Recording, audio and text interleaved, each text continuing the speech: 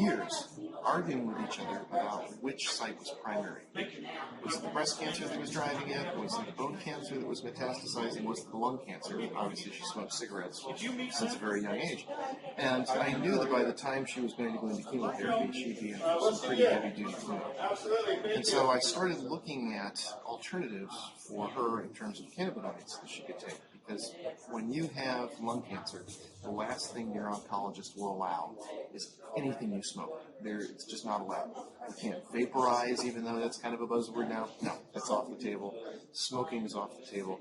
So I looked at the dispensaries and saw what types of medicines were available, and I was absolutely appalled.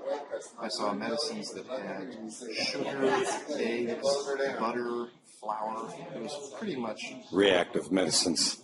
They were junk foods. Yeah. They were laced with cannabis, and that was what they were selling as medicine. And one of the procedures that patients go through when their cancer becomes metastatic is something called a PET scan. In a PET scan, the patient lays on a table. They're injected with a fluorescent sugar dye, and the dye fluoresces as it's being metabolized. And the cells that metabolize that sugar faster than anything else are the cancer cells.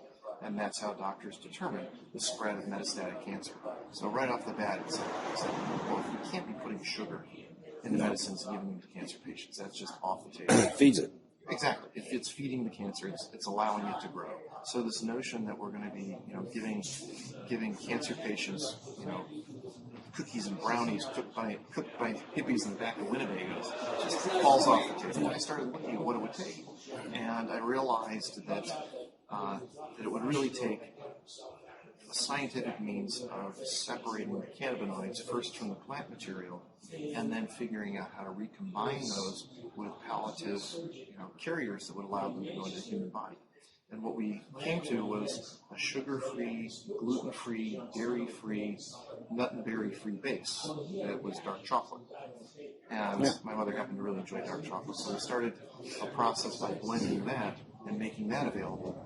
And oddly enough, when she used these in her first chemotherapy session, where you're basically in a chamber for 6 or 7 hours where they're pumping fluids into you, she was the first person ever in the clinic in the middle of a chemotherapy to order a pizza and have it delivered. So we figured there was some effect there. And then moving farther down the path, I also discovered that there were other cannabinoids that were generally not well understood, and one of those was cannabidiol, CBD.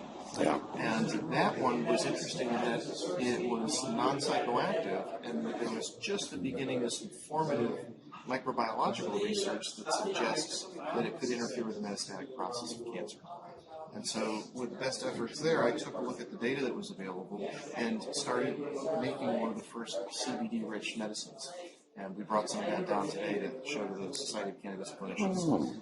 And it was kind of a big step forward for the industry because they'd never seen anything like this before. It was packaged in a medical carrier. It had 30 doses that were properly laid out. It was lab tested. It had ingredient lists. It had drug facts. And the funny thing that happened next was we couldn't find any dispensaries that were interested in carrying it. No, you can't. Okay, we've already found this with others, and we're working with one up in the Central Valley, and he has his in a gum product, and he sells direct. And we have created a method for him to turn around and to vend the product through grassroots television that has about a 400,000 market share, and we created some commercials that would incorporate the concept of what a patient goes through in pain and their search for relief. And we used the unique thing is that we turned the camera upside down and did the filming as we went because that's the way your head feels. Your head's upside down. And we're going to be promoting it that way. But this tool here, what we're trying to do is to aggregate all the different individuals, such as clinicians, patients, the growers, and themselves, such as the doctors themselves who have had encountered problems. And we're looking at it from the legislative side by creating a large video database that would allow individuals to come to a website to look at these different purviews. For them, some people may be contemplating a cannabinol therapy. So, they want to know some things, and they can't go to their regular practitioner. And when you go on the internet, if you really trust when you type in the word, you're going to be in trouble, because, as you know, it's full of misinformed people, and a lot of them may be not really informed at all, with other agendas behind their websites. Nobody knows. So what we would like to do is to provide these videos to them. So your own interest in this is that, do you find that CBD is an accepted foundation for people to go forward, clinicians and patients, for it as a research? We found that the clinicians don't even know about it yet. The patients that do and the medical doctors that we work with know that we're one of the early suppliers of CBD-rich medicines, and they also know that by eliminating all the junk in it, it actually is much more suited for patients that have true medical conditions. And what we'd end up doing is, well, I'll tell you right now, a third of our production is donated to Laguna Honda Hospital. And we started off in their cancer ward, and it was so effective that they had asked if we could also help to supply to their hospice ward, because they found that the patients that were taking this medicine had clarity. They weren't heavily medicated on opiates. They were actually rolling off the opiates, and they could function. They weren't continuously constipated as patients do with high opiate intake. And so we were able to step up and do that. And then we're looking at working directly with doctors and establishing direct-to-patient relationships.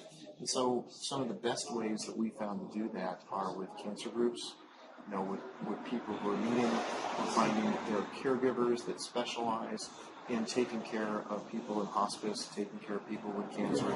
And so, registered nurses who do this, these are the types of healthcare providers that we're working with today. Unfortunately, dispensaries generally don't like to take products like this or medicines like this for the simple fact that they don't get you high. And they have a difficult time discussing anything with a patient that isn't psychoactive. Well, I think that's one of the pitfalls here, is that, remember that the counter at the clinics, that are dispensing it, where you're dealing with a different level of distribution market than it is, such as a pharmacy, where there is there may be, pre-med grads there, but the pharmacist is always qualified.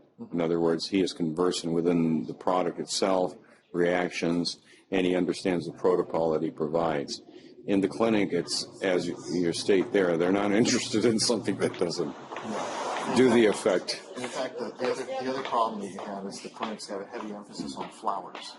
They want to sell buds.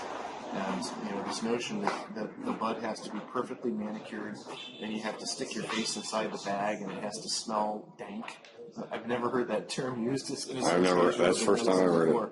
It's got to be dank.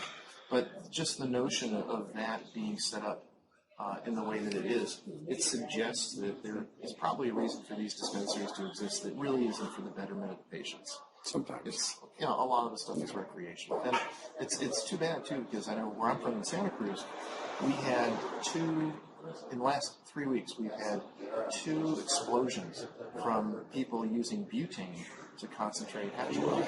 Right. And in one of them, a laundry room blew up in an apartment complex, and the second one, I believe, was a window in a kitchen, a window in a garage blew out in the house.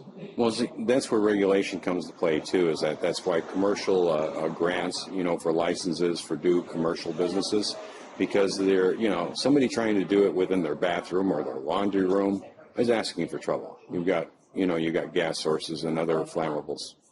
In your opinion here, is there something that patients can do or and that they can share with their family and friends that will help promote and foster a movement or a mentality that CBD is beneficial? And even though the darkness that has been clouded over the term marijuana, the terminology must be changed, and must patients, clinicians, and the distribution itself to eliminate that word, because it's attacked every time it's raised. Well, the word should be cannabis. Yes, it should be. And that's the scientific name for the medicine. Marijuana is kind of booze. Right, it is. Yeah. You don't go get a booze license, right? Right. You get a liquor license. That's right. So you get an alcohol permit. Right. So we need to work on that a little bit, the way we communicate. And the other thing that needs to happen, and I'll tell you, the notion of distributing medicine using the junior high school drug dealer model has got to be ended. And that model that says, hey, I'm gonna raise some of these flowers and I'm gonna trim them and I'm gonna bring them to my buddy who runs this dispensary, and he's gonna mark them up 100%, put them on a shelf, and then he's gonna pay me out after he sells them all. So that you're taking stuff on contingency and marking it up 100%. It's crazy. There's no other legitimate business in the world that can operate like that. No. And plus, it also has a lot of pitfalls. And the last thing you want to do is give an uninformed and unexperienced younger person to go out there and get into the market of these sharks who are, they're dealing with 4,000 to 5,000 people easily a week. Oh, sure.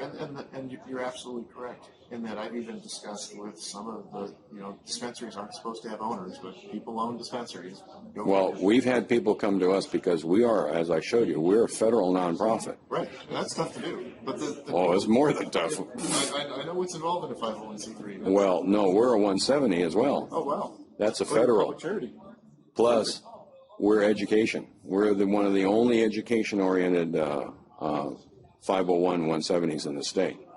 Well, you asked me a question I didn't get a chance to answer yet about education, and that was how do people find out about information? Right. And I think that the most effective way to do that is for them to go to their healthcare providers, their caregivers, their doctors, the nurses that they work with, and ask them. Say, hey, I want to know about CBD. Can you tell me about cannabidiol and whether or not it would be an effective treatment for me?